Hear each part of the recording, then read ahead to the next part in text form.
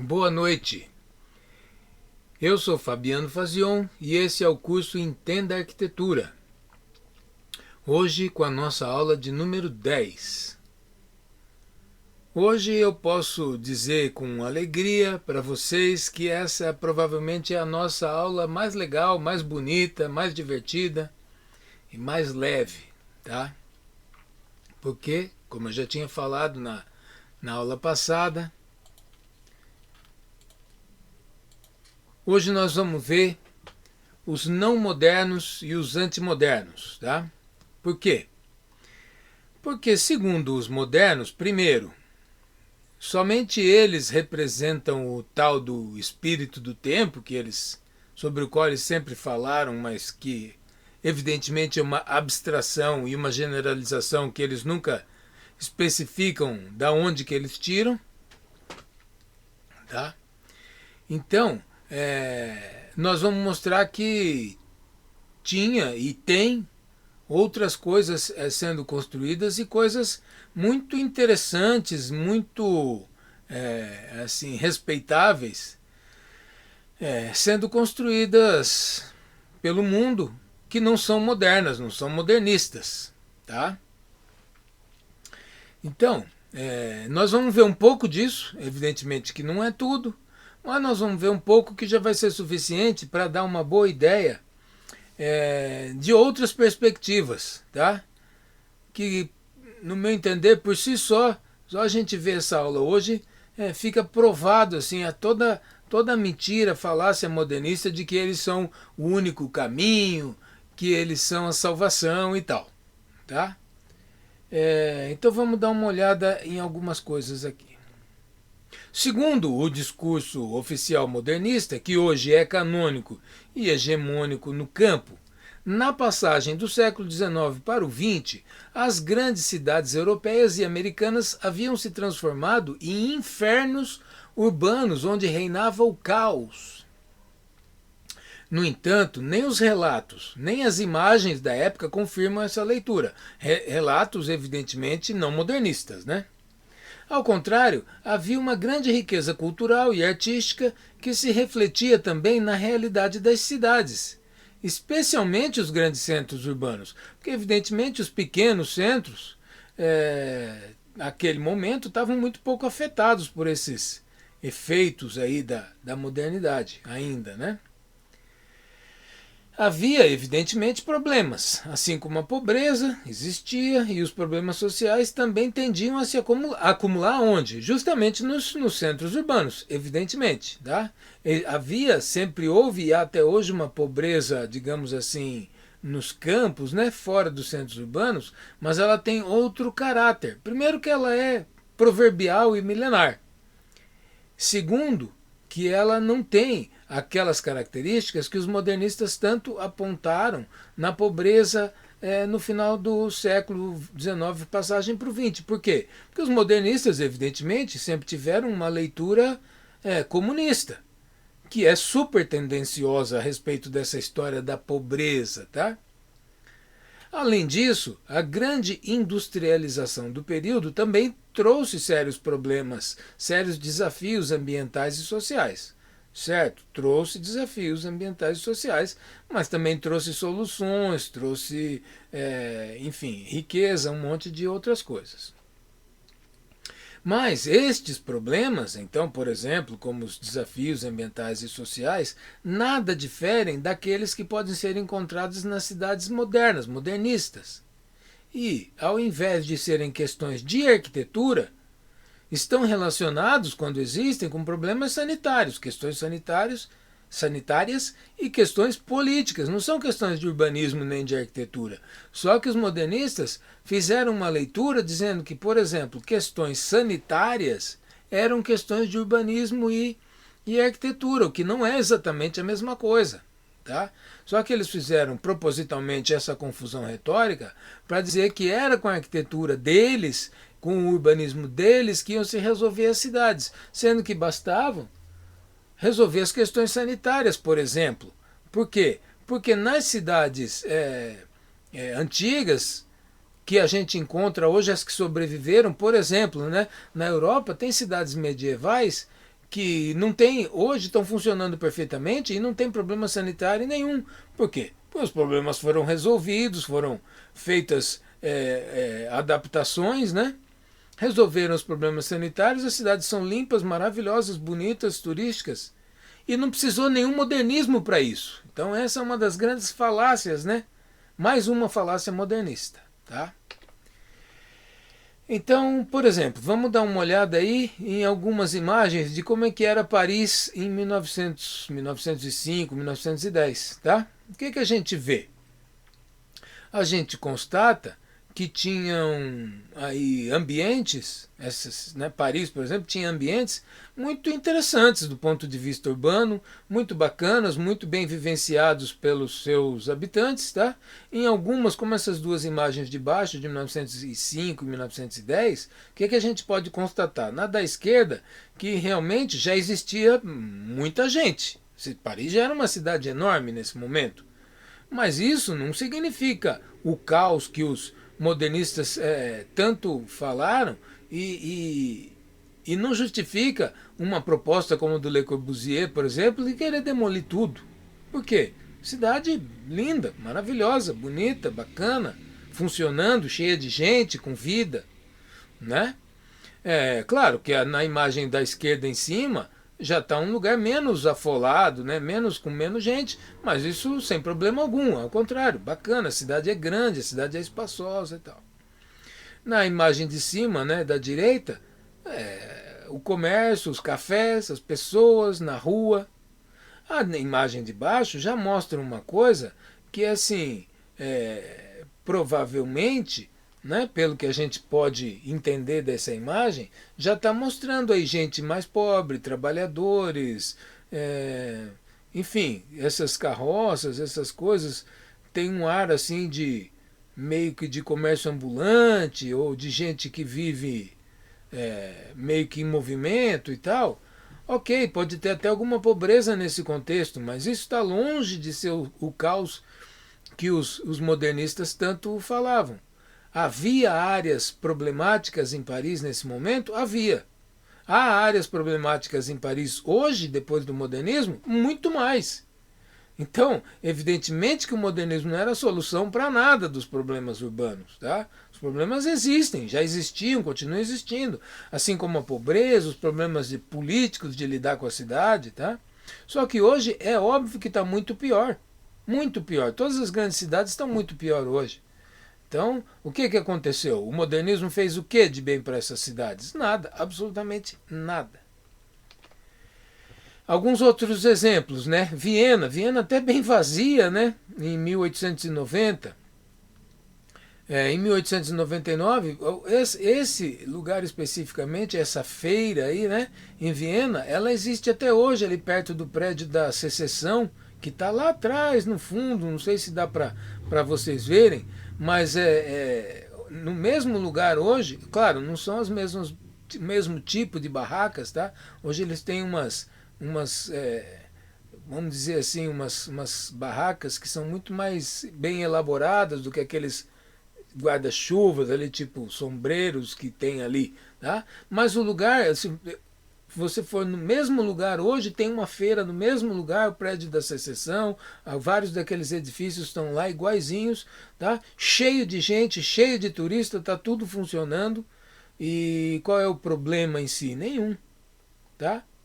Berlim, por exemplo, uma imagem de Berlim em 1905. Óbvio, tem ambulantes vendendo, provavelmente era gente mais pobre e tal, mas vejam que é uma pobreza extremamente digna, eles estão super bem vestidos e tal, tem gente comprando, então para isso tem que ter movimento, tem que ter assim, aquele burburinho urbano para que isso funcione, e tá aí, entendeu? Qual é o caos? Não, nenhum caos. A imagem de Leipzig, evidentemente, é uma ilustração, né, da estação de trem, mas assim, o que mostra aí? Né? Um glamour, mas só de gente rica? Não, pela imagem dá para ver que tem gente comum do povo esperando o trem. Tá? Mas assim, permitia até mesmo um romantismo, né? Esse tipo de ambiente, cuja arquitetura assim, meio industrial era super bacana, essa estação, eu não conheço Leipzig, mas essa estação provavelmente deve estar lá até hoje, com a mesma carinha, e deve ser super legal, e não tem nada de modernista, né? Mas na época era super moderno, vamos dizer assim. Londres é um exemplo sensacional. É uma das maiores cidades da Europa, né? Talvez hoje seja maior, não tenho certeza, mas com certeza era uma das maiores nesse momento aí na virada do século XIX para o XX, tá? E o que a gente vai ver em 1890? Essas fotos todas são da mesma, mais ou menos do mesmo ano, vamos dizer assim, né? Que é aproximada, essa datação é um pouco aproximada, tá? Mas a gente vai ver o seguinte, claro, não tem carro, automóveis, né? É antes da chegada dos automóveis, e tem o que? Carroças, cavalos, esse tipo de transporte, e em alguns lugares as ruas, como da esquerda em cima, a rua é bem, digamos assim, maltratada, né? Por essa coisa das carroças e tal, provavelmente devia ter estrume de cavalo por ali, mas não é um acúmulo assim que a gente veja pelas fotos, que é uma coisa bizarra. Nas outras fotos nem isso a gente não nota, tá? E assim, um grande movimento, uma cidade tão encantadora naquela época quanto, ou mais até, do que ela é hoje, tá? E é isso, ruas de Londres cheias de gente, de movimento, de tráfego. Qual é o caos que os modernistas tanto apregoam, né? Sim, as fotos não mostram isso, tá? E como eu disse no texto inicial, os relatos também não, porque se a gente vai buscar alguns relatos específicos, como vai ter aí na bibliografia depois um livro específico sobre as metrópoles europeias do final do século XIX, a gente vai ver que tinha, claro, algum problema e tal, mas eram cidades muito boas, muito interessantes e amadas pelos seus habitantes e também por quem as visitava. Nova York, então eu trouxe dois exemplos de Nova York, porque é o seguinte, na foto da esquerda tem a pobreza, o efeito daquela grande migração que existiu, né, no final do século XIX para Nova York, tá? Mas assim, é o caos, olha, é menos caótico do que a Times Square hoje, é menos caótico do que o centro de São Paulo hoje, tá? Tem bastante gente? Tem bastante gente. Tem pobreza? Com certeza. Mas tem o comércio ambulante, tem gente para comprar, quer dizer, tem circulação. Os pobres, como eu falei, pelas roupas deles, dá para perceber que eles não são miseráveis, não são, né? Não estão nessa situação de miséria absoluta. Ao contrário, sempre existiu uma grande prosperidade em Nova York, e é por isso que a cidade sempre foi assim buscada por gente que estava querendo migrar, né? Inclusive por causa da pobreza, os europeus que passaram, né, por uma fase de pobreza, por exemplo, os italianos do final do século XIX, muitos foram para lá buscando o quê? O sonho de riqueza que a maioria, ou grande parte pelo menos, alcançou, né? Na foto da direita já é diferente, é um outro ambiente, é um outro lugar, né? Bem no centro de Nova York, o prédio está lá até hoje, essa esquina pode ser vista hoje lá. E assim, o que é que tem ali também, em 1902? Lógico, a ausência do automóvel, né? O automóvel ainda não estava presente, e tem aquilo, carroça, cavalo, gente, comércio, grandes edifícios. Então assim, esse caos não está aí. E agora, então tá, paramos de falar um pouco das grandes cidades do final do século XIX, vamos ver o que estava sendo produzido de arquitetura nesse período. Tá? E nós vamos começar mostrando alguma coisa aí do Art Nouveau, tá? Um estilo, digamos assim, arquitetônico, tá?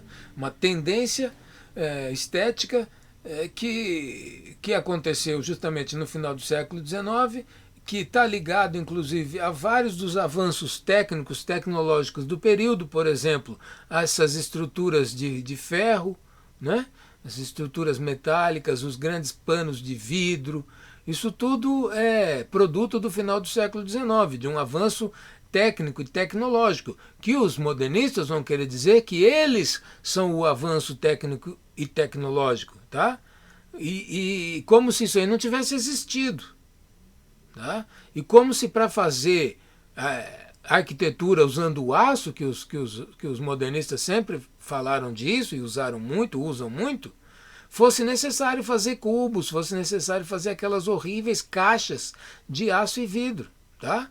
Aço e vidro é exatamente o que tem na foto da esquerda ali. E vejam que maravilha da arquitetura que é.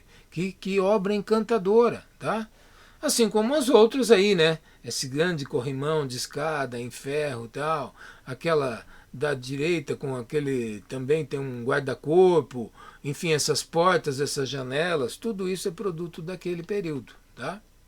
E o Art Nouveau teve uma grande difusão num determinado momento, ali do final do século XIX, tá? A gente vai ver pela Europa toda, praticamente, e até no Brasil tem exemplos disso, em outros países, tem nos Estados Unidos, tem, enfim, em muitos países tem exemplos de Art Nouveau bem interessantes, mas é evidente que a maior expressão do estilo realmente foi na Europa, tá? E a gente vai perceber o quê? Uma grande inventividade artística, estética, obras muito interessantes, algumas realmente maravilhosas, muito bonitas, e essa tendência estética e tal, ela sendo ligada também aos desenvolvimentos tecnológicos e industriais do período, ela se manifesta também em objetos, em objetos, no design de objetos, tá? Que foram produzidos industrialmente. Por exemplo, aquela louça ali da direita embaixo, né? Então tem muito exemplo disso, tá? No Art Nouveau. E realmente tem uma produção mais sofisticada, assim, em termos de estética, em termos de técnica, que chega a ser espantosa na qualidade que eles conseguiram atingir, tá? Esse corrimão daquela escada ali à direita é algo realmente admirável, assim, em termos de produção, já logicamente mais artesanal, né? Mas do lado esquerdo, o que a gente vê? Tem alguma coisa de artesanato, com certeza, especializado, mas tem muita coisa de produção industrial também, tá? Vamos ver uma outra coisa que estava acontecendo aí no final do século XIX, que é a criação das cidades-jardins inglesas, tá? Essa ideia, vamos dizer assim, a concepção partiu de um homem que não era arquiteto nem urbanista, um empreendedor, podemos dizer assim, mas também um sonhador, chamado Ebenezer Howard. Tá? O Howard imaginou, então, umas cidades que ele chama de cidades-jardins, ele escreve um livro e depois mais algumas outras coisas contando, né, explicando como é que era essa ideia, mas o Howard, não sendo ele mesmo um projetista, ele transforma essas ideias em gráficos, em esquemas gráficos, né? E quem vai se unir a ele nesse projeto para fazer realmente projetos de cidades e tal, foram principalmente, não apenas, mas principalmente o Barry Parker e o Raymond Unwin, dois arquitetos e urbanistas ingleses, né, que já tinham uma carreira consolidada quando se juntaram ao Howard, né? É que o Howard, com o livro dele, ele conseguiu realmente assim, uma grande repercussão e conseguiu angariar muitos adeptos à ideia dele. Tanto que muitas pessoas investiram literalmente, né, nesses projetos. Tá? Então, o que acontece? O Parker e o Unwin, eles fazem alguns projetos, já estavam trabalhando em alguns projetos num determinado momento, né, como esse em 1902, que não eram exatamente as cidades-jardins do Howard, tá? Mas eles já estavam fazendo alguns projetos que a gente olhando dá para perceber que tinham algo já dessa tendência assim mais organicista nos seus projetos, tá? Não, claro, claramente não modernistas, claramente não geométricos, assim no sentido daquela geometria dura, né, do modernismo. É evidente que sempre tem uma geometria atrás disso aí, mas é uma geometria complexa, que tem inspiração em formas da natureza, que vai realmente assim contra aquelas ideias modernistas, tá? Aí, como eu falei, o Howard escreve, publica, né, esse livro, Cidades e Jardins do Amanhã, vamos dizer assim, seria a tradução ao pé da letra, Garden Cities of Tomorrow, tá? Ele publica esse livro, então, contando, esmiuçando essa ideia dele, tá?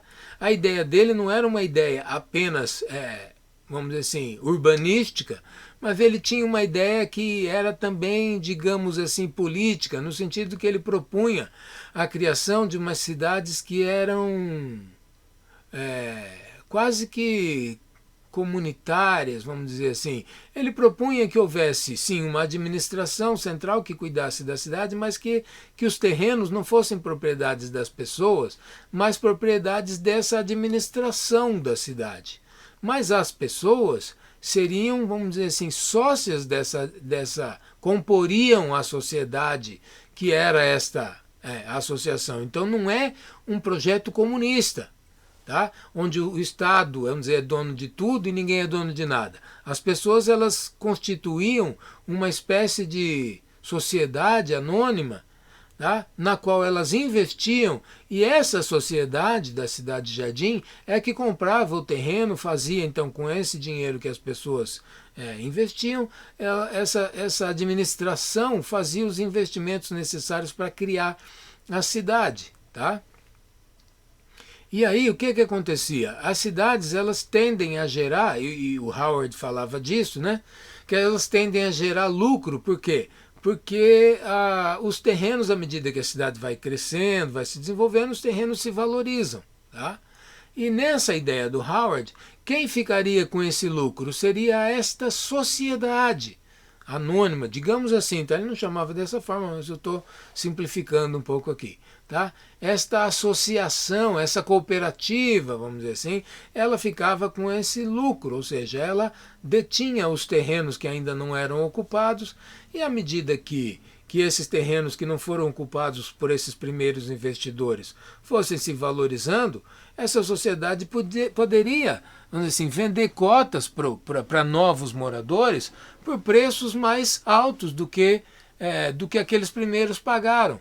Assim, todos se beneficiariam da valorização dessas terras, da valorização da cidade. Essa é a ideia original do Howard. Eu não estou exatamente defendendo isso, porque tem vários pontos aí com os quais eu não concordo muito, em termos assim esses de administração, de política, tá? Mas essa não é a questão principal, inclusive porque isso não sobreviveu, tá? Isso não sobreviveu, essa ideia meio comunitária, assim. As cidades existem, tem várias cidades jardins, inclusive as que foram feitas pelo próprio Howard, tá? Mas por vários motivos, e aí inclusive por motivos ruins, vamos dizer assim, por interferência do governo inglês, os governos socialistas, os governos de tendência socialista que dominaram a Inglaterra também por várias décadas, né, os tais chamados trabalhistas, né, eles estragaram muito disso aí, e eles perverteram essa ideia das cidades jardins, e eles criaram uma coisa que depois ficou conhecida como New Towns, que não tem nada a ver com isso aí, e que são cidades de governo socialista, não são cidades socialistas, tá? E são cidades muito menos criativas e muito mais, claro, modernistas, né? Os socialistas investiram em tornar mais modernistas as New Towns, e essa ideia do Howard ficou meio que esquecida, digamos assim, tá? Mas hoje tem muita gente que cultua essas cidades jardins criadas pelo Howard, eu sou um deles, como Letchworth e Welwyn, que foram as duas primeiras cidades jardim, e eu conheço as duas e são cidades muito legais, muito interessantes, apesar de uma série de problemas que aconteceram aí ao longo das décadas, tá? Então deixa eu voltar aqui para dizer o seguinte. Como eu tinha falado, o Howard ele não fez projeto de cidade.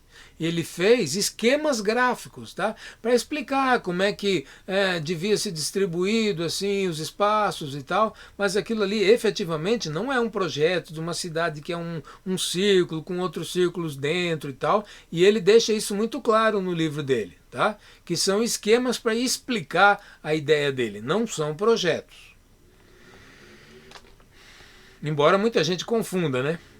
Quando então ele foi fazer realmente desenvolver projetos de cidade como o Letchworth, o Parker e o Unwin em 1904 é que desenharam urbanisticamente a cidade. E também muita da arquitetura desse período inicial foi desenhada por ele e por outros arquitetos que estiveram ali ligados ao projeto, tá? Então, Letchworth é uma cidade que existe, é muito legal hoje, vale muito a pena quem puder um dia estiver na Inglaterra conhecer, pertinho de Londres. Você pega um trem ali, pô, não me lembro agora, acho que é em King's Cross, e em coisa de 1 hora, sei lá, talvez menos que isso, você está com todo o conforto no centro de Letchworth. Welwyn é a mesma coisa, você pega um trem e vai até Welwyn, bem pertinho, bem rapidinho, super confortável, passeios maravilhosos, vale muito a pena, as cidades são muito legais, tá? Então tá aí, ó. Welwyn já é depois, né? É um período posterior, não foi desenhada pelo Parker e o Unwin, eles já estavam fazendo outras coisas, e foi esse cara, Louis de Soissons, que fez o projeto em si da cidade, né? Mas segue mais ou menos a mesma tendência, linhas mais organicistas, em geral adaptadas assim à topografia do local, tá? Basicamente é esse o princípio que eles usaram para fazer esses desenhos aí, tá bom? Também vale muito a pena, a cidade é muito legal, estão lá super funcionando, super bem até hoje, tá? Hoje elas são meio que não chegam a ser bairros de Londres, porque é mais longinho, mas assim, são meio que cidades satélites assim de Londres, né? Que já era essa a ideia quando elas foram imaginadas, tá? Para desafogar a metrópole. E em parte deu bastante certo. Daí agora nós vamos falar um pouco do modernismo catalão. Esse movimento, especificamente, ele tem ligações com o Art Nouveau, por exemplo, tá? Ele tem ligações com o ecletismo, porque realmente ele foi bastante eclético assim no uso de elementos, de soluções arquitetônicas, de elementos decorativos e tal.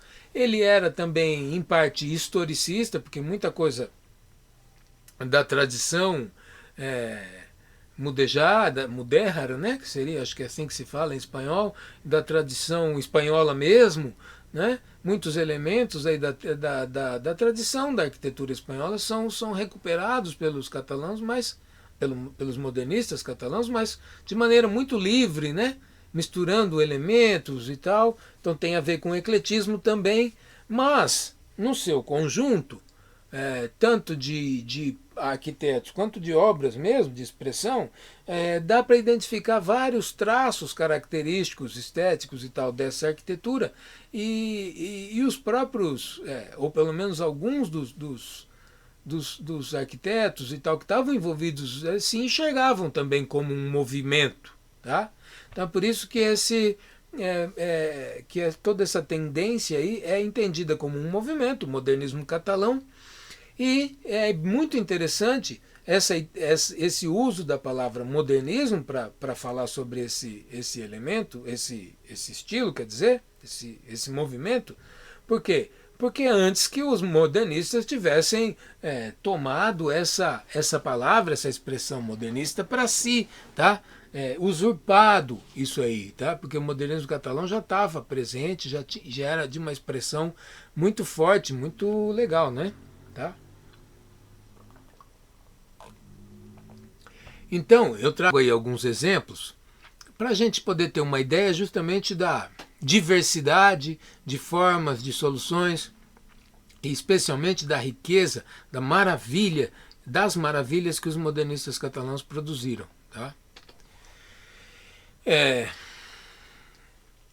Não apenas como decoração, como arquitetura e decoração e ornamentação, mas especificamente também como objetos mesmo, né? Tem muita coisa produzida aí no estilo, né? Então, assim, a gente vai ter muita coisa em ferro, ferro batido, ferro fundido, a gente vai ter muita coisa em azulejos, em cerâmica, em pedra, tem muita coisa, muita coisa, muitos artesãos de altíssimo nível envolvidos nessa produção, que não deixou de ter uma grande expressão assim em quantidade, em volume. Então essa coisa do artesanato que o Adolf Loos vai tanto falar contra, né? Dizer que era um crime usar esses ornamentos aí, na verdade isso aí movimentou toda uma indústria produzindo essa ornamentação, essas peças, esses elementos arquitetônicos, tá? E aí, vários exemplos, tá? Coisas realmente espantosas, maravilhosas para quem vê hoje, né? É o nível da qualidade artística, estética que eles conseguiram atingir, tá? É muito impressionante. São coisas maravilhosas. Evidentemente, como Barcelona é a grande cidade, é a grande metrópole catalã, a maior parte desses elementos aí, desses prédios, dessas coisas que nós estamos vendo, a grande parte tá em Barcelona, mas não é só em Barcelona que existem esses exemplos aí. Mas realmente uma grande parte está em Barcelona por uma coisa óbvia, né? O tamanho mesmo, o volume de produção da cidade naquele período. Tá? E tem coisas assim difíceis até de classificar, como essa da direita, por exemplo, né? É uma coisa assim, quase que. E aí eu vou dizer isso no melhor sentido possível, tá? Quase que delirante, mas no sentido onírico mesmo, né? Eles produziram coisas verdadeiramente oníricas nesse estilo. Tem muitas obras de grande tamanho, de grande expressão dentro do contexto urbano e até fora do contexto urbano, né? São muito interessantes. Tem também exemplos de, por exemplo, hospitais, comércio, bastante comércio, residências, muito, todo tipo de construção, vamos dizer assim, ou todo não, mas muitos tipos de construção foram feitas dentro do contexto do modernismo catalão. Tá? Esse exemplo é maravilhoso, os turistas que já foram a Barcelona se não devem conhecer, provavelmente conhecem, porque é muito, muito conhecido, muito indicado. É o Palau de la Música Catalã, né? Catalana, é o Palácio da Música Catalã, e é uma obra maravilhosa de um dos grandes, né, arquitetos do movimento. Tá?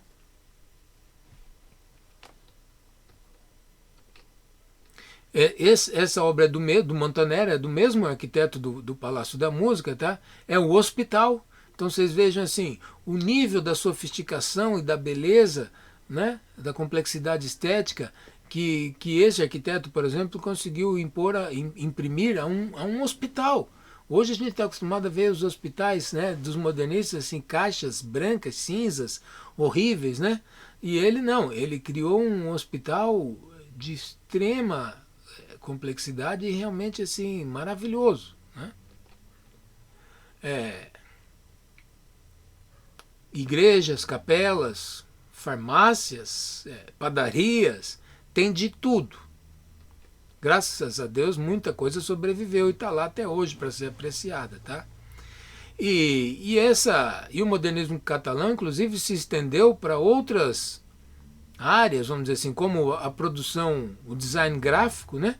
Então tem pôsteres, cartazes, placas, anúncios. Tem muita coisa maravilhosa que foi produzida aí nesse estilo. Tá? Dentro do contexto, num contexto em que grandes arquitetos como José Puig, Luís Domenech, eu acho que é assim que se lê Domenech, que é o Montaner que eu falei antes, né? Na verdade o nome dele completo é Luís Domenech Montaner, que produziu o Hospital, o Palácio da Música e tal. Henrique Sagnier, José Maria Ruhol, Telm Fernandes e Salvador Valeri atuavam criando obras de grande destaque. Gaudí, ele se destaca entre esses outros artistas de grande destaque por suas construções muito peculiares e a sua grande maestria. Então o Gaudí é mundialmente famoso, suas obras são um dos grandes atrativos turísticos de Barcelona. Quem visitou sabe as enormes filas todos os dias do ano, tá? Seja inverno, verão, são filas gigantescas e permanentes para visitar as obras do Gaudí, merecidamente, vale muito a pena, é imperdível. Tá? Mas então ele realmente tem um destaque especial, né? As obras dele ganharam um destaque especial, inclusive porque elas formam um conjunto muito coerente. Tá? Então vamos ver algumas coisas, residências, casas, né, que ele fez maravilhosas, né? Esse chama-se Palau Güell, palácio, né, do Güell, que foi o grande mecenas do Gaudí, né? E detalhes arquitetônicos assim, no mínimo bonitos, mas assim maravilhosos, até espantosos às vezes, tá? Aí são algumas vistas do Parque Güell, tá? Também mundialmente famoso. Isso daí é o parque também. São elementos, são detalhes, né? Parque Güell. Aí Casa Batlló. Desculpa, acho que eu não falei. Vou voltar aqui. Essa aqui é a Casa Vicens, tá? Só para ter uma referência mais específica. Então, como eu disse, essa é a Batlló, Casa Batlló. São muito visitadas, famosas, lindas, maravilhosas. Aí só tem algumas fotos, assim, só de algumas vistas, para a gente não ficar horas aqui, porque daria para ficar horas só vendo as obras do Gaudí. Essa é a Casa Batlló por dentro, tá?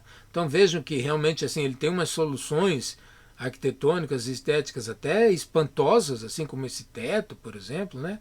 E todas as obras dele são assim, cheias de surpresas, de coisas assim, de deixar de queixo caído. Casa Milá, em pleno Passeio de Graça, como a Casa Batlló, aliás, também, né? Bem no centro de Barcelona, muito fácil, inclusive, de visitar e tal. Aí eu trouxe um exemplo mais arquitetônico, no sentido que não é só ver uma vista externa da casa, mas assim, esse prédio, a casa chamada Casa Milá, é um prédio de apartamentos, tá? São vários apartamentos.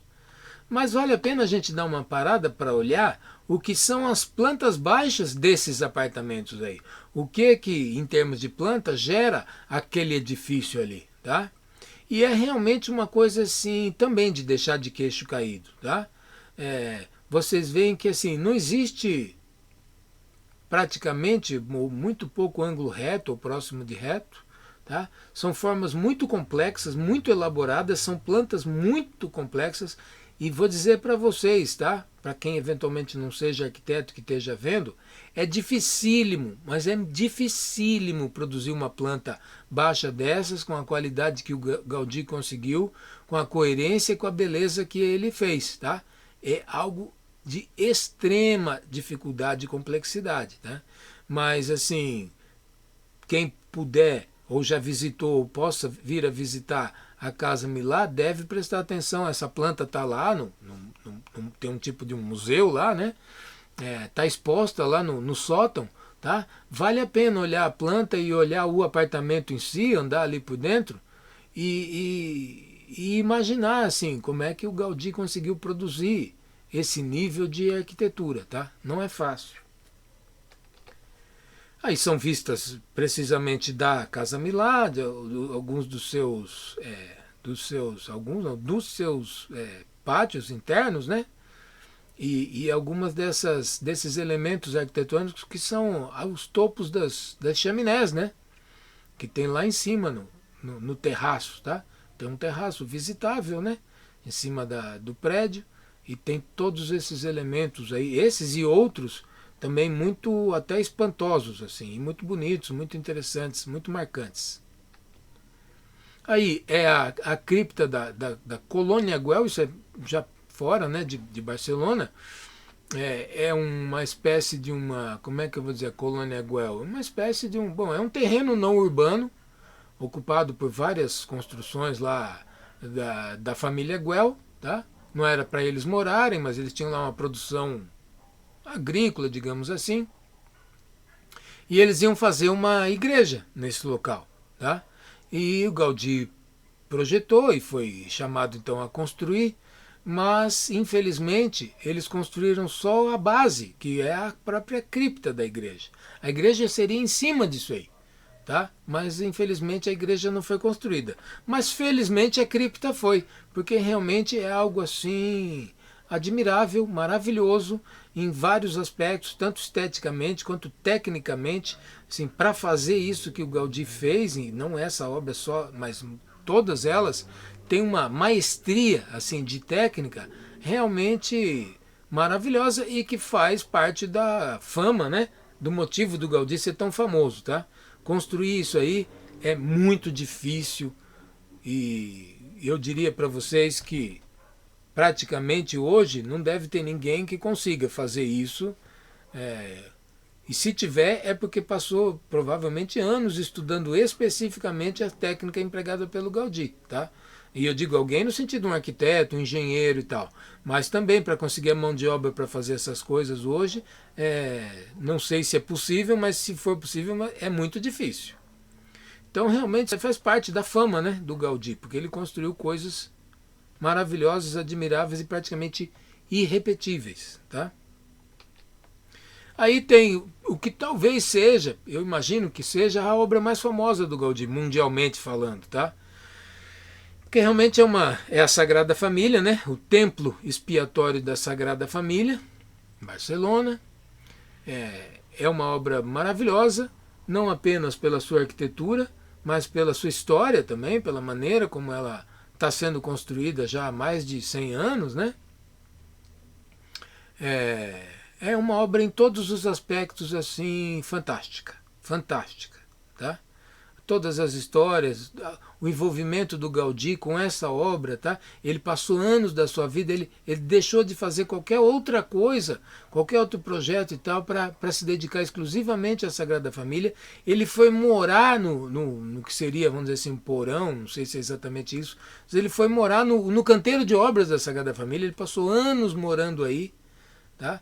Vivendo praticamente como um monge, tá? E até o dia da sua morte ele trabalhou e viveu aí dentro dessa obra. Tá? Que claro, tinha muito menos coisas construídas naquela época do que tem hoje. A obra continuou seguindo as indicações do Gaudí, se não 100%, mas muito próximo disso. Tá? Então dá para dizer que é o que o Gaudí realmente imaginou e projetou, que está lá construído e ela está quase pronta. Tá? A última vez que eu tive lá, antes da pandemia, né, a previsão é que a obra fosse inaugurada em 2026. Mas eu não tive lá desde a pandemia, então eu não sei dizer. Estou indo agora, daqui a alguns meses, e vou ver se como é que está essa previsão, se com a pandemia se manteve a obra, o andamento da obra ou não sei, enfim, porque o turismo caiu, a obra depende das doações que são feitas para sua execução, então enfim, eu não sei como é que está, se vai ser mesmo inaugurada em 2026, mas a obra está sendo executada e mais alguns poucos anos é certeza que ela vai ser inaugurada, tá? A última das grandes catedrais, né? Aí está uma vista externa, sem os guindastes, né? Que os guindastes sempre estão lá, tá? Porque fazem parte da obra, né? Mas tem umas vistas tipo construídas digitalmente, né? Como essa, que não tem os guindastes e tal. Enfim. No começo do século, tá? Agora vamos mudar um pouquinho de foco aí. O que é que nós vamos ver? Nós vamos ver algumas coisas que estavam sendo construídas, né?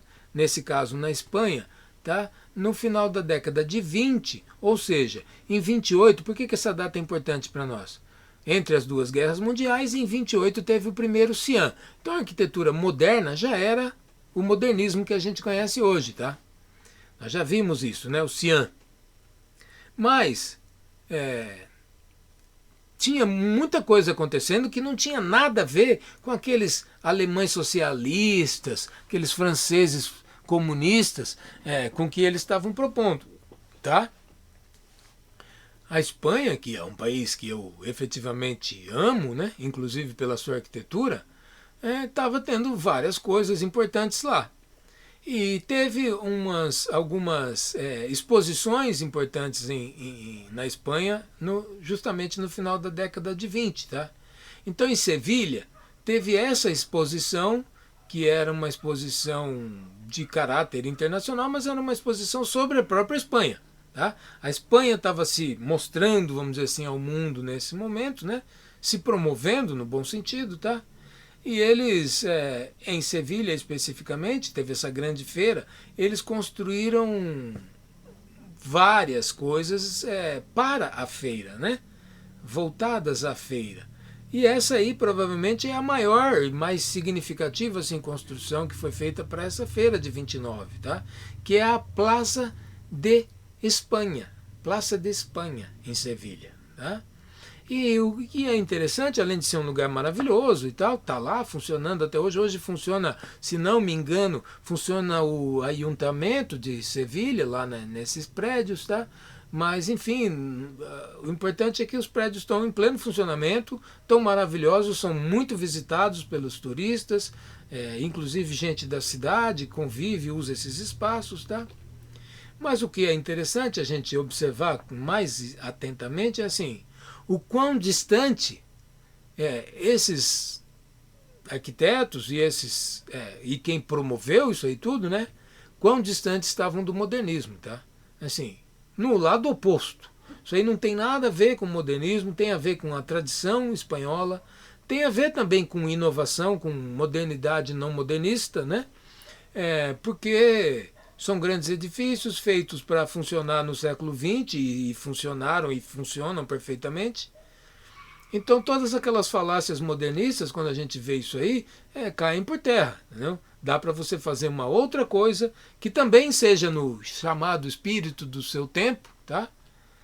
E que realmente seja o contrário da perspectiva modernista. São coisas, eles produziram realmente em Sevilha, assim, tem coisas maravilhosas desse período aí.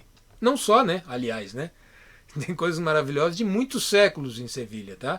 Mas eles continuaram, isso é importante. Entraram no século XX, quase na década de 30, ainda produzindo coisas maravilhosas à altura da grande cidade de Sevilha. O que depois eles vieram a estragar, tá? Tem modernismo lá, tem aquelas porcarias lá do Calatrava, enfim, tá. Mas aí é uma vista, né, aérea da Praça de Espanha, tá? É muito bacana, é muito turístico, é muito interessante. No mesmo momento, em Barcelona também estava sendo feita uma exposição também, essa coisa do promover as cidades, promover aí os seus produtos e tal, promover também o turismo, né? Então em Barcelona eles também estavam construindo coisas específicas aí para esse momento, em 29, era uma outra exposição, e também a gente vai ver quão longe eles estavam de cair no conto modernista, tá? Graças a Deus, né?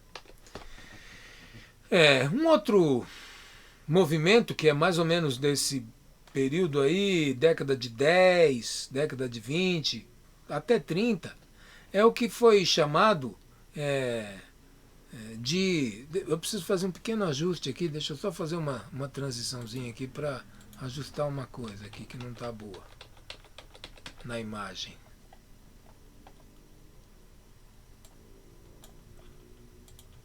Beleza, agora acho que melhorou, está mais ajustado. Enfim, o que aconteceu? Em vários lugares do mundo, mas assim, nos lugares que foram colônias, basicamente, especialmente de Portugal e Espanha, mas não apenas, mas especialmente colônias de Portugal e de Espanha, houve um movimento de alguns intelectuais, de alguns arquitetos e tal, que se propunham a construir dentro daquela lógica do ecletismo também, tá? Mas eles propunham uma linguagem própria que fosse dentro do contexto do ecletismo, mas eles não queriam ficar fazendo prédios assim no chamado neoclássico, por exemplo, para trazer a herança de Roma, da Grécia, que era muito distante culturalmente, historicamente, tá? Eles quiseram trazer de volta um pouco daquilo que Espanha, especialmente Espanha e Portugal, tinham trazido de maravilhoso para esses países que foram colônia, tá? Então, assim, tem uma riqueza cultural, arquitetônica muito grande que foi trazida, né? A América Latina toda vivenciou isso de maneira muito interessante. Então, assim, tem uma grande produção arquitetônica e urbanística na América Latina, herança dos espanhóis e dos portugueses aqui no Brasil, né? Mas isso vai acontecer em outros lugares também, tá? Tem nas Filipinas, tem lá na Ásia, onde os portugueses estiveram, tem vários lugares no mundo é, que tiveram manifestações, então, desse movimento, que foi um movimento primeiro intelectual e depois artístico, né? Intelectual no sentido assim mais teórico mesmo, e depois se manifestou como arte, como arquitetura e tal, que era trazer de volta alguns elementos do seu período colonial, mas com uma releitura. E aí o que? Eu vou usar a palavra porque não dá para escapar dela, uma releitura moderna. Tá? Eles não estavam apenas copiando o que os portugueses, os espanhóis, mas isso aconteceu também com herança holandesa, com herança, o que mais? Francesa, sim, com países que foram colônia da França também tem manifestação neocolonial, na chamada Indochina, tem vários lugares onde isso aconteceu.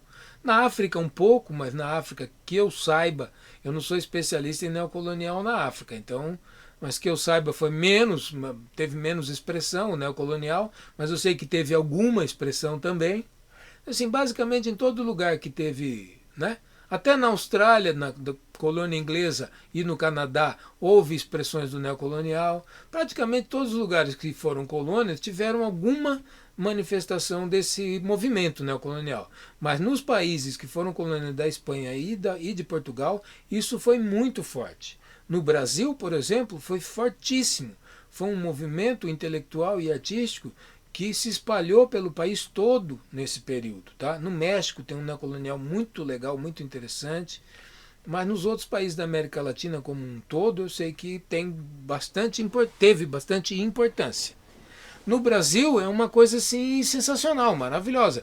Tanto que os modernistas depois se empenharam em demolir. Isso é incrível, mas o órgão que supostamente era para ser de preservação histórica no Brasil, que foi criado pelos modernistas, eles andaram demolindo coisas neocoloniais por aí. Inclusive na famosíssima Ouro Preto teve neocolonial e arte nouveau demolido pelo ISFAM, hoje IFAM, né? Por causa dessa tendência modernista, por causa do Lúcio Costa, tá? Que queria demolir as coisas que não correspondiam com a sua ideologia perversa e nefasta. Queria e demoliu, tá?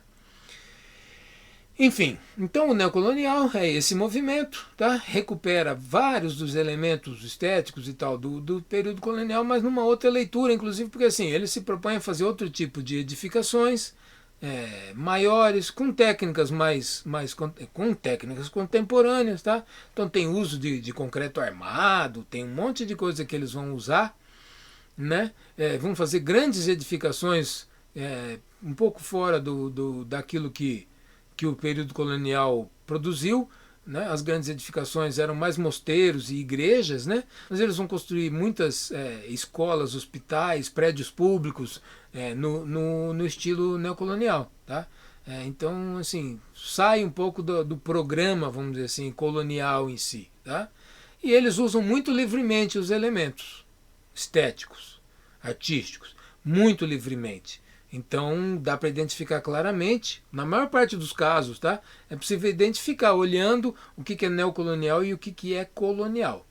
Outra coisa que se vê no neocolonial, no brasileiro, muito fortemente, é a mistura, como eles eram ecletistas, basicamente, a mistura também de alguns elementos assim de arquitetura clássica, tá? Clássica, greco-romana e tal. No quê? Na divisão, na composição mesmo de fachadas, né? Na divisão dos pórticos, na construção assim de como é que é em português isso? Lógias, são essas arcadas, né? Arcadas e tal. E eles traziam um pouco também, livremente, esses elementos, assim, de uma arquitetura mais classicista, tá? É. Então, eles produziram muita coisa, como eu disse, tem no mundo todo, tá? Tem vários tipos de edificação, como eu falei, tem comércio, tem indústria, tem prédio público e tem residência, tá? Tem igreja, não esquecendo, né? Tem igrejas neocoloniais bem interessantes.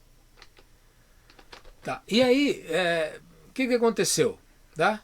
O neocolonial, por exemplo, o caso do Brasil é muito característico, tá? O neocolonial é justamente quem está na crista da onda, digamos assim, lá pelos anos 20, mais ou menos, quando os modernistas chegam e tentam impor o seu estilo, tá? O Lúcio Costa produziu algumas coisas no neocolonial, depois ele mudou de lado quando ele conheceu Le Corbusier e toda aquela galera e aquela coisa toda aconteceu. Ele vai ser um modernista que vai inclusive demolir neocolonial, né? Tá? Mas eles foram um movimento que se enfrentaram cara a cara com o modernismo. E lógico, por vários motivos, nós já vimos alguns, vamos ver mais para frente mais alguns, eles perderam a batalha, né? Tá? A gente já falou sobre a hegemonia do modernismo no campo. Os neocoloniais não estavam nem um pouco preparados para essa luta no campo. Tá? Eles estavam produzindo belos edifícios, apenas isso. Tá? Politicamente, como guerra cultural, como manipulação de propaganda para a engenharia social, eles estavam completamente por fora e eles eram totalmente despreparados para isso. Então eles perderam essa luta com relativa facilidade para os modernistas, né? Outro movimento muito interessante que surge assim lá pelos anos 20, tá? Apesar de que os manuais de estilo vão falar um ano lá, surgiu em 1925 por causa da exposição tal em Paris das artes decorativas e termina no final da década de 30, porque daí eles não falam isso, mas assim, porque daí o modernismo tomou o campo, tá? Mas isso é mentira dos manuais. Nem começou em 25 e nem terminou no final da década de 30. O Art Deco já vinha sendo gestado e produzido, ainda que de maneira não sistematizada, porque ele nunca foi sistematizado, tá? Não existiu um manifesto do movimento Art Deco, não existiu um congresso internacional do Art Deco, que nem o CIAN, não existiu nada disso. O que aconteceu foi vários artistas criando dentro do que a indústria e o mercado imobiliário solicitava para eles, tá? E eles foram desenvolvendo uma série de técnicas, de soluções, tal, que realmente se transformaram num grande movimento que se espalhou pelo mundo todo, muito mais do que o neocolonial, tá? O Art Deco tem literalmente no mundo todinho, tá? Começa antes de 1925, que foi a famosa exposição lá, que os manuais dizem que deu origem ao Art Deco, não é verdade. E a gente encontra exemplos de Art Deco no mundo todo, até na década de 50, pelo menos. Tá? No Brasil está cheio de Art Deco produzido nos anos 50, inclusive algumas coisas interessantes. Tá? E o que é também outro aspecto interessante do Art Deco é que o Art Deco realmente estava muito ligado ao espírito do seu tempo. Tá? Grandes edifícios como o Chrysler Building, por exemplo, que a gente está vendo ali à esquerda, tá? Né? Em Nova York, um edifício mundialmente famoso, muito legal, muito interessante, muito bonito, inclusive.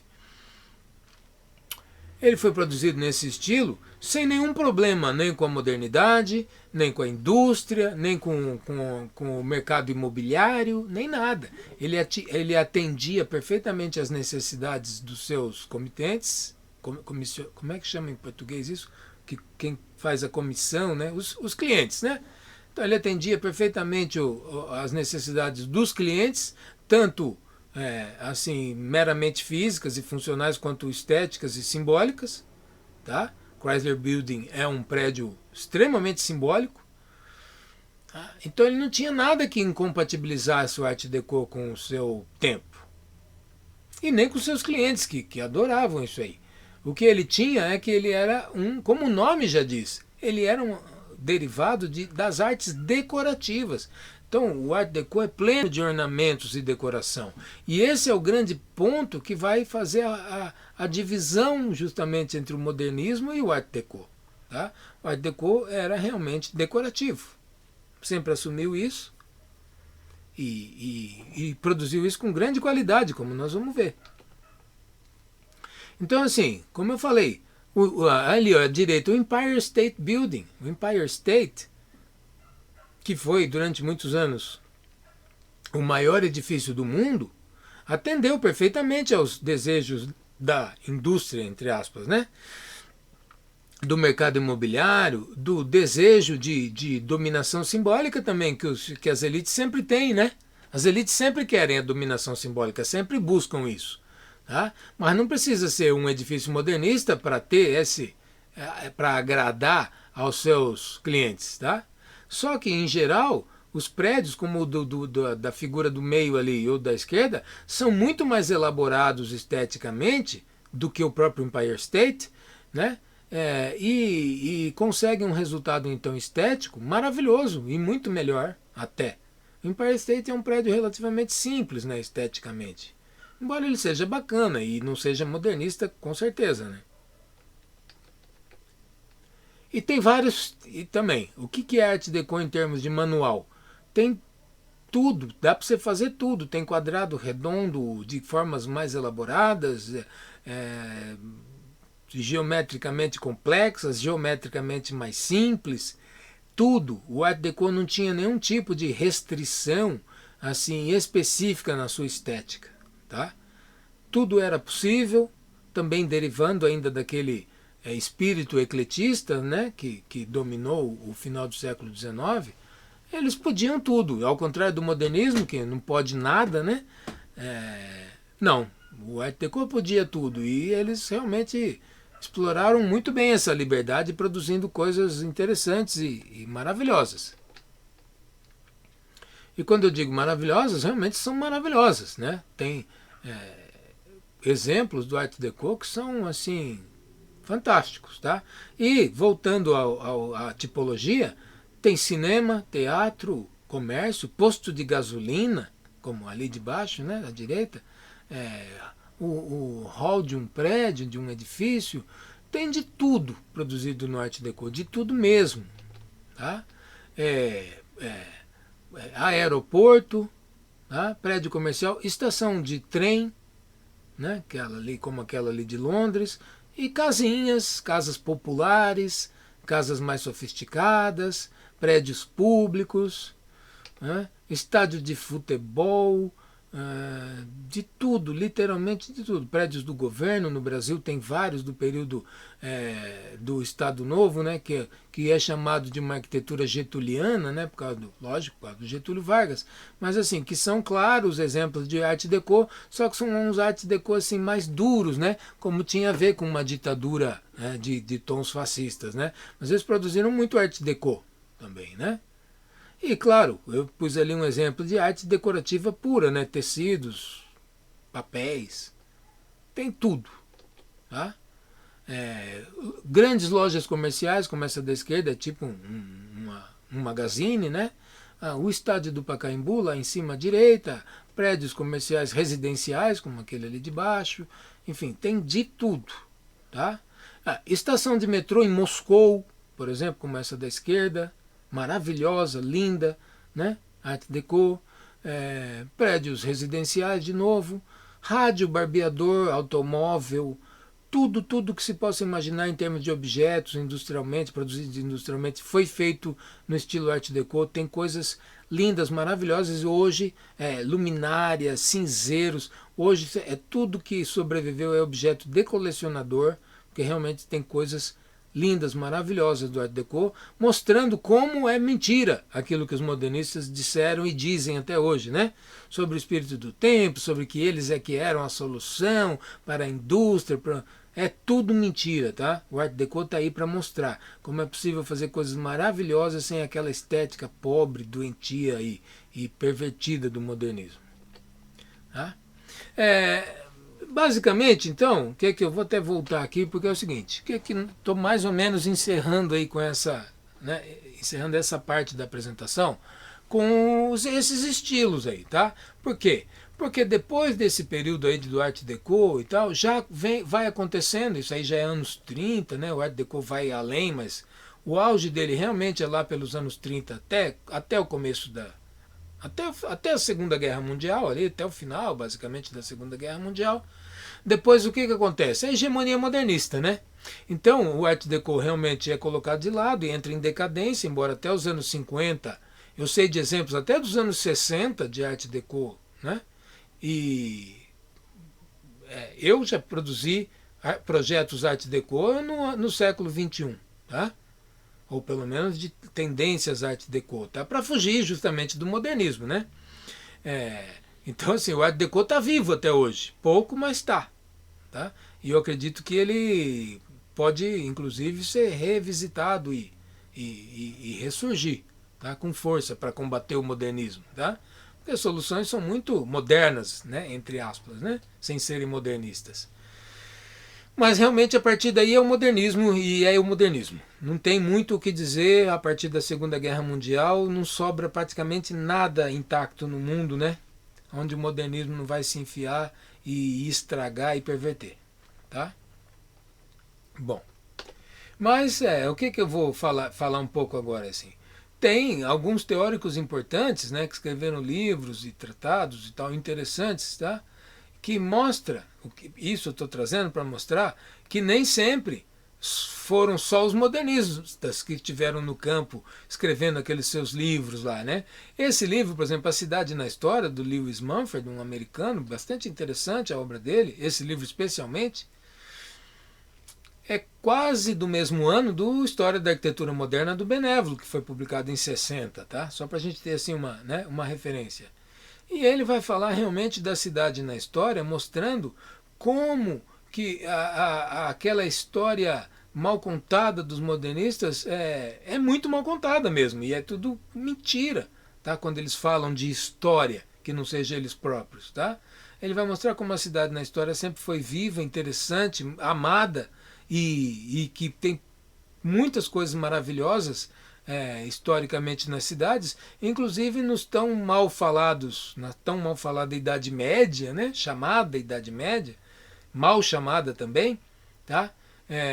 As cidades chamadas de medievais têm exemplos maravilhosos, graças a Deus vários sobreviveram até hoje para a gente poder usufruir dessa maravilha que eles estavam produzindo, tá? Mas a partir dali, né, até o século XIX, muitas coisas maravilhosas foram produzidas, assim como na antiguidade também e tal, né? E o Mumford vai mostrar isso basicamente, tá? E o Mumford vai, embora ele não seja exatamente um libelo, esse livro, um libelo antimodernista, né? O Mumford via claramente como o modernismo era perverso e não dava conta das necessidades da humanidade perante essa maravilhosa história das cidades aí, né? Outro livro do mesmo ano, né, publicado inicialmente no mesmo ano, A Morte e a Vida das Grandes Cidades Americanas, né, que é o título original. Em português eles mudaram o título, tá? Mas o título original do livro é esse, da Jane Jacobs. Ela era uma jornalista, né, que percebeu, vivendo em Nova York, em Manhattan, percebeu a falácia que eram aqueles discursos modernistas, tá? E percebeu a necessidade de retomar a discussão de vários pontos justamente sobre a vida das cidades e não sobre aquela ótica que nesse momento não existia praticamente mais na academia nada que não fosse modernismo, já nos anos 60. E ela, não sendo justamente do campo da arquitetura, ela vai fazer uma leitura muito legal, muito interessante sobre as cidades, tá? Mostrando também várias das falácias modernistas. É bem legal esse livro. Um outro que já é posterior, tá? Mas que o livro dele, provavelmente eu acho que deve ser o livro mais interessante, que é o Life Between Buildings, é o Yangel. É de 71, então 10 anos depois, né, esse nórdico, se não me engano sueco, não tenho certeza agora, acho que é sueco. Não, dinamarquês, desculpa, é Copenhague, né? É dinamarquês. ele vai produzir essa obra que deriva Life Between Buildings de um período que ele passou morando, adivinhe, na Itália. Ele passou um período morando, estudando lá na Itália, e aí ele pesquisou para esse livro. Ele estava patrocinado pela academia lá dinamarquesa, tá? A universidade e tal. E ele fez uma pesquisa muito interessante que vai apontar justamente para a desumanidade da cidade modernista. Ele não fala isso especificamente, tá? Mas ele vai apontar para isso. Basta ler o livro que você vai perceber como a cidade se tornou desumana, porque todo exemplo de cidade humana que ele apresenta, evidentemente não é modernista. Evidentemente, explicitamente, tá? É um livro bem interessante. E a carreira dele, ele ficou famoso depois, então a carreira dele acadêmica continuou, inclusive não só acadêmica, tá? Ele teve um escritório de arquitetura de sucesso e tal, que hoje se tornou uma empresa comercial no pior sentido, mas ok, é outra história isso. Mas ele escreveu esses dois livros bem bacanas também, Cities for People e How to Study Public Life, tá? Já do século XXI, tá? Onde ele continua essa análise aí das cidades e essa batalha dele, né, por cidades mais humanizadas. Tá? São livros muito bons, a obra inteira do Gell é bem legal, vale a pena. Tá? Mas, e aí, deixa eu ver o que tem depois aqui. Ah, tá, não, daí a gente vai entrar numa outra coisa, que é o não moderno mesmo, né? O antimoderno, digamos assim. O que esses três livros, por exemplo, não são só esses três, que são importantes como não modernos, né? Não modernistas, quer dizer, mas o que eles têm em comum? Nenhum deles vai fazer o ataque frontal ao modernismo. Nenhum deles faz um ataque frontal, dizendo é o modernismo que é perverso, que é horrível, que desumanizou nossas cidades e tal. Em parte porque os três de alguma maneira estão aí entrando ou fazendo parte já do campo, então é difícil mesmo fazer essa batalha de frente com o modernismo, tá? Sempre foi, continua sendo, para mim tem sido, desde do meu mestrado, doutorado, eu tenho sido, como eu comento na abertura, assim, censurado, combatido, xingado, tá? Porque é difícil você ficar dentro do campo combatendo o modernismo. Até hoje é difícil. Mas hoje já tem aberturas. Por quê? Porque já tem todas essas obras, como a do Mumford, a da Jane Jacobs, a do Gell e de outros, né? Mas, enfim, nenhum desses três autores critica abertamente e frontalmente. É importante dizer que tem alguns autores que vão dizer claramente, tá? O Victor Papanek, por exemplo, ele vai falar literalmente que prédios modernistas causam doenças, podem causar doenças e podem até matar as pessoas, né? Isso é uma citação do Papanek. O Nikos Salingaros, tá? É um cara que vai falar claramente, explicitamente contra o modernismo, embora o Salingaros ele tenha uma visão, no meu entendimento, eu gosto muito da obra dele, tenho os livros dele, tudo, eu admiro o Salingaros. Só que eu acho que ele tem uma visão excessivamente racionalista, né? Matemática, que é a área de formação dele, tá? Então ele é meio duro assim na interpretação nesse sentido para mim, tá? Essa coisa de uma geometria matematizada, eu tenho certas reservas quanto a essa interpretação dos Salingaros. Mas, no geral, a obra dele toda é maravilhosa e ele realmente bate de frente e esculhamba o modernismo sem dó nem piedade. Isso é muito bom, muito interessante. Agora nós vamos ver um cara que ele era explicitamente, não é só que ele não era modernista, ele era antimodernista, tá? O Friedrich Hundertwasser. Ele nasceu na Áustria em 28 e viveu até o ano 2000. Eu já falei dele lá atrás, quando eu falei do Adolf Loos. Ele é o cara que pede desculpas ao mundo em nome da Áustria, pela Áustria ter produzido aquele monstro do Adolf Loos, aquela monstruosidade da obra dele. Tá? E o Hundertwasser é um cara muito, muito interessante. Por quê? Porque ele era pintor, sempre foi um pintor, artista plástico. Tá? E ele começou num determinado período então da carreira de pintor dele. Ele já era um pintor reconhecido lá em Viena, pelo menos em Viena, não sei se mais, mas era um pintor respeitado já. no campo das artes plásticas, né? Tá? Então ele estava, se não exatamente no centro do campo das artes plásticas, ele estava em boa posição no campo. E ele começa a produzir alguma coisa que ele mesmo fala como uma espécie assim, de cidades dos sonhos, de arquitetura dos sonhos. Tá? Nos seus quadros ele começa a produzir. Ele começa a pintar essa arquitetura sonhada, essas cidades oníricas dele. Então, ele começa a produzir, de certa forma, uma arquitetura. Porque tudo isso era imaginado. Tá? E isso, dentro do contexto cultural, né, austríaco, europeu da época, né, isso lá pelos anos, final dos anos 60, mais ou menos, por aí, ele começa a ter uma repercussão. Ele tem até mais sucesso, digamos assim, como artista plástico, com esses quadros de arquitetura imaginada, de cidades imaginárias. E ele começa a expandir essa produção dele, porque ele começa a ser requisitado culturalmente, tá? É um cara que vai aparecer na televisão, ele vai aparecer em eventos culturais, né? Vai ser chamado para esses eventos e tal, e ele começa a se manifestar, e os manifestos dele, inclusive não só verbais, mas ele escreveu muitos manifestos, vários, muitos eu não sei, mas alguns manifestos muito interessantes, falando sobre arte, falando, por exemplo, pedindo desculpa pelo Adolf Loos, falando sobre arquitetura, falando sobre cidade. Tá? Então ele realmente ganha uma repercussão muito interessante nesse período aí, anos 60, final dos anos 60, começo dos anos 70. Tá? E claro, essa pintura dele também estava um pouco assim naquela esteira do movimento hippie, do flower power. Ele não era hippie propriamente, mas ele estava um pouco assim próximo desse contexto, tá? Ele se vestia de uma maneira assim muito para lá de despojada, então dá para dizer que tinha uma proximidade assim com esse ideário flower power, tá? E aí vai crescendo então a repercussão dele no contexto cultural. E ele começa a produzir algumas outras coisas, como umas maquetes dessas cidades imaginadas.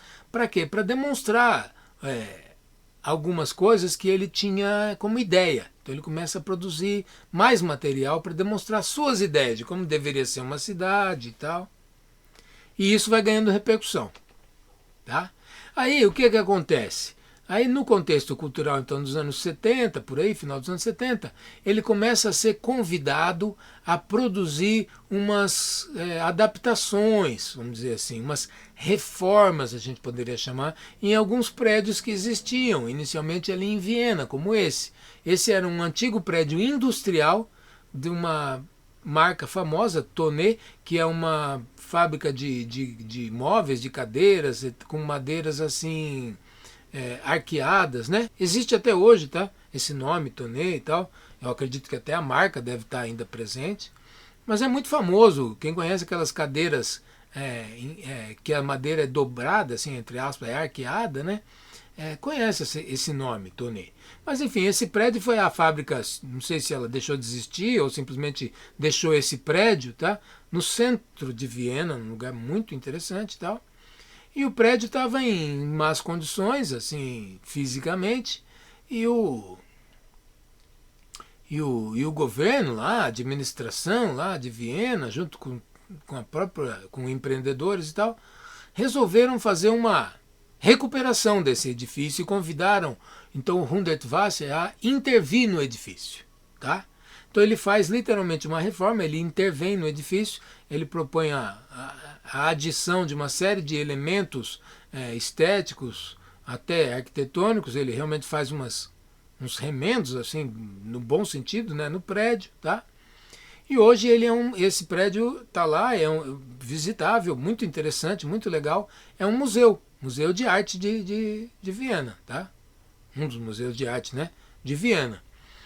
E ele é uma intervenção então do Hundertwasser que só fez ele ficar mais famoso. O prédio é muito interessante, tá?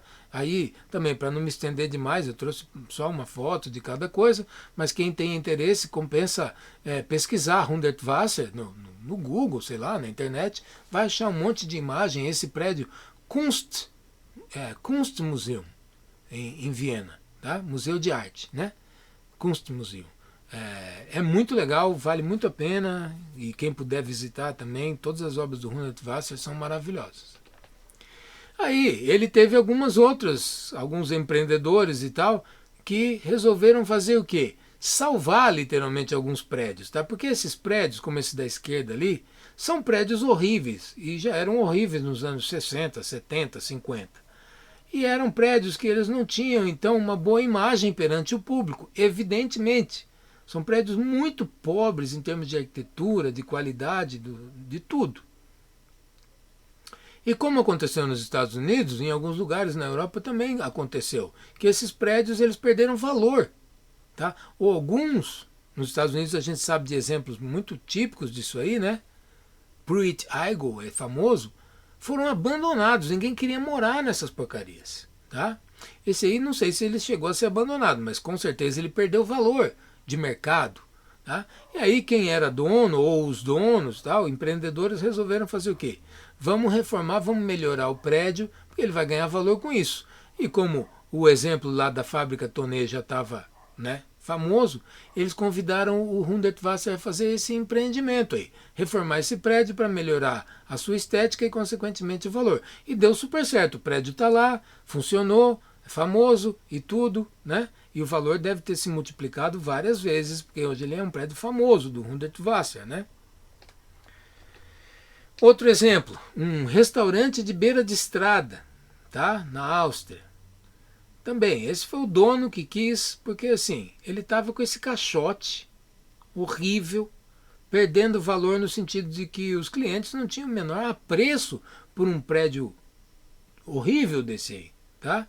E quem que ele ia atrair na beira da estrada com esse tipo de coisa? Os anos 70 passaram, o prédio já estava velho, sei lá, esses prédios ficam velhos muito rápidos. E o dono disso aí resolveu chamar o Hundertwasser para fazer uma reforma nesse prédio. Tá? Então, o Hundertwasser fez o seu primeiro estudo daquele jeitinho que está ali à esquerda, tá? Pegou uma hidrocor, uma caneta, sei lá, fez o seu primeiro estudo, né? Que foi aquele rabisco azul ali, e falou, vamos fazer aqui, ali e tal, e o prédio virou aquilo que vocês estão vendo à direita aí, também famoso, visitado. O cara que fez, o dono, não sei se é o mesmo até hoje, mas quem fez se deu super bem fazendo essa reforma aí. Aí teve outras coisas. O governo lá, local, lá de Viena, resolveu então chamar o Hundertwasser para fazer uma construção do zero, não uma reforma. Que é o que nós estamos vendo ali do lado direito em cima. Tá? O que aconteceu? Eles tinham esse terreno lá no centro de Viena e queriam fazer uma espécie de condomínio, assim, de apartamentos de construção popular, vamos dizer assim. Tá? É um prédio comunitário, digamos, né? Que é da prefeitura de Viena. Não sei se chama prefeitura lá, é da administração de Viena. Tá? Então, eles resolveram convidar o Hundertwasser e aí começaram já alguns dos problemas típicos assim da vida do Hundertwasser por ele não ser do campo. Hundertwasser não era arquiteto, nunca foi, não era formado. E aí, ele não podia fazer projetos para a própria prefeitura de Viena. Então, o Hundertwasser, nesse momento ele já tinha uma certa fama, tal, ele tinha amigos, conhecidos, e ele, um arquiteto que era amigo dele, conhecido dele, se associou a ele para eles produzirem isso aí, essa construção, esse prédio lá no centro de Viena. Então, todas as obras do Hundertwasser daí para frente vão ser assinadas por alguém, algum arquiteto. Eu não sei se todas são pelo mesmo, muitas eu sei que são pelo mesmo, esse que fez esse primeiro prédio com ele, tá? Mas ele não podia construir, não podia projetar. Tá? Os caras chamavam ele, pagavam para ele fazer, queriam ele, mas pela lei é a historinha do campo, né? Os arquitetos se protegendo, né? Não podia fazer. Enfim, ele arrumou esse artifício aí que resolveu, ele também não tinha problema nenhum de querer ser, eu sou arquiteto e tal, e produziram esse prédio. O que aconteceu? Só aumentou a fama do Hundertwasser. Esse prédio também, quem for a Viena vai constatar, tem filas de turistas o tempo todo. qualquer época do ano está cheio de turistas lá para visitar, esse e outros, né? E esse prédio ganhou o nome de Hundertwasserhaus, a casa Hundertwasser, né? Em homenagem, obviamente, a ele, tá? É muito interessante, vale muito a pena. Tá? Aí, ele já, nesse momento, com a fama que ele teve, o sucesso, entre aspas, vamos dizer assim, o sucesso comercial mesmo disso aí, ele se independizou de governos.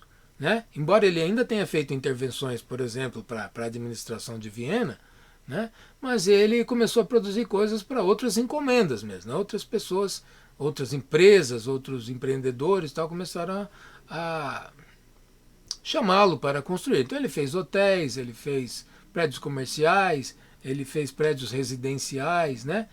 De empreendimentos particulares, vamos dizer assim, privados. Tá? Ele fez escola, jardim de infância, ele fez um monte de coisas, são todas obras extremamente interessantes, maravilhosas, um traço dele de união assim entre a arquitetura e a natureza, né?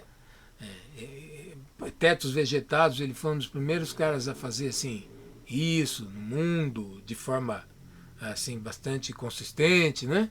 Então, a obra do Hundertwasser é maravilhoso, vale a pena vocês pesquisarem mais. Tá? Aí alguns exemplos de elementos arquitetônicos assim muito legais, muito chamativos e muito característicos da obra dele. Tá? Ele mesmo se dizia discípulo do Gaudí. Tá? Ele falava isso, que ele admirava a obra do Gaudí e tal, só que ele tinha uma postura mais pragmática. Tá? O Gaudí tinha um conhecimento técnico específico muito mais sofisticado em termos de estruturas e tal, então o Gaudí fazia aquelas loucuras dele porque ele sabia fazer aquilo e muito mais. O Hundertwasser, tecnicamente, ele era um pouco menos complexo, um pouco menos ousado, digamos assim. Tá? Ele mesmo não tinha um conhecimento técnico tão elaborado. Então, ele dependia de colaborações com outros e tal. Então,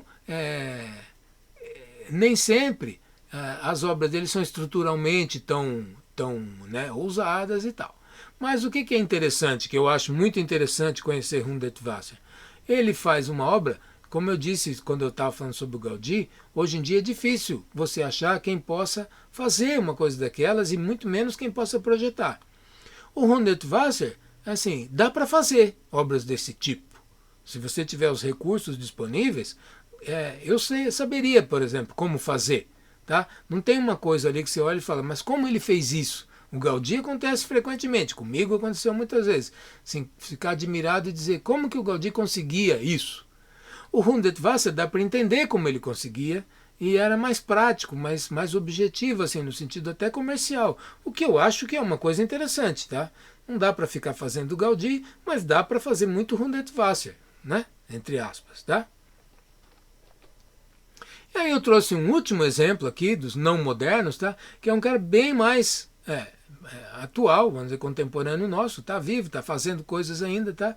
Que é um mexicano muito interessante, que é o Javier Senosiaín. O Senosiaín, ele tem uma arquitetura que daria para a gente dizer que é mais ou menos assim orgânica, seria a palavra mais próxima, mais fácil assim para a gente identificar e classificar, né? Mas não tem muita classificação, é bastante livre assim em termos de forma. Eu acho bastante interessante. Eu não gosto de algumas coisas. A primeira coisa assim é o uso do concreto armado que ele faz, que praticamente essas obras só são possíveis porque ele faz grandes cascas, assim, grandes, né, superfícies de concreto. Eu não gosto tanto do concreto quanto o material, mas isso é uma coisa pessoal, não é uma crítica assim, né, assim, não dá para dizer que eu estou denegrindo a obra do Senosiaín, ao contrário, eu trago ela como exemplo. Tá? Só é gosto pessoal. Duas coisas, eu não gosto muito do uso que ele faz do concreto, muito concreto, tudo praticamente. E outra coisa que eu não gosto muito é assim, tem um caráter nessas casas dele muito específico, no seguinte sentido, eu provavelmente não gostaria de morar numa casa dessas, tá?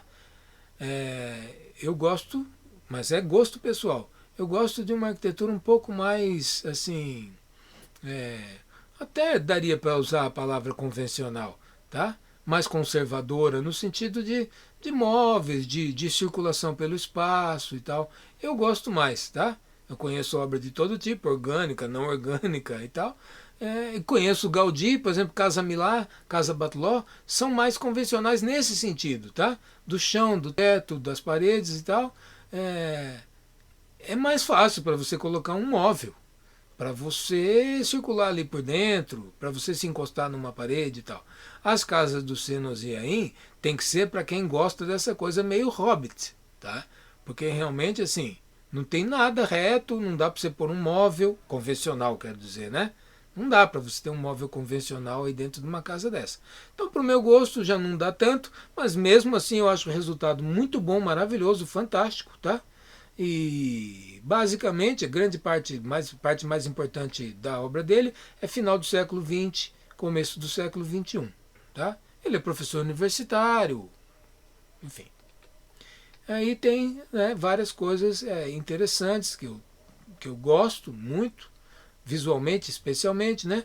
Aí nós vemos um exemplo justamente de uma cozinha mais assim, um pouco mais adaptada, né, ao sentido convencional de uma pia, de um fogão, tal, que eu acho isso importante para viver. Se você vai ter uma casa para você morar, né, que ela não é um objeto de arte para ser só mostrado, né? Eu acho que isso é importante. Então essa foto até trouxe nesse sentido, porque é muito bem adaptado, acho legal, tá?